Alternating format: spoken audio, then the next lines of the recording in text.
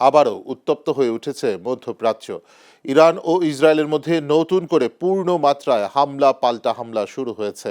সোমবার সকালে ইসরায়েল মার্কিন সেন্ট্রাল কমান্ড সেন্টকমের সাথে সমন্বয় করে ইরানের খুজেস্তানের শহরে অবস্থিত একটি বৃহৎ পেট্রোকেমিক্যাল কারখানায় বিমান হামলা চালায়। তেহরান এই আগ্রাসনের জন্য যুক্তরাষ্ট্রকে সরাসরি দায়ী করেছে। এর জবাবে ইরানের ইসলামিক বিপ্লবী গার্ড ইসরায়েলের নেভাতিম ও তেল নফ বিমান ঘাঁটি এবং হাইফা বন্দর নগরীর একটি রাসায়নিক প্ল্যান্টে পাল্টা ক্ষেপণাস্ত্র হামলা চালায়। এই উত্তেজনার জেরে ইরান তার প্রধান প্রধান বিমান ঘাঁটি ও বেসামরিক আকাশসীমা বন্ধ করে দিয়েছে। ফলে মধ্যপ্রাচ্যে শান্তি চুক্তির মধ্যস্থতার প্রচেষ্টা জটিল আকার ধারণ করেছে এবং ইরান উপসাগরীয় অঞ্চলের সব মার্কিন ঘাঁটিকে বৈধ লক্ষ্যবস্তু হিসেবে ঘোষণা করেছে।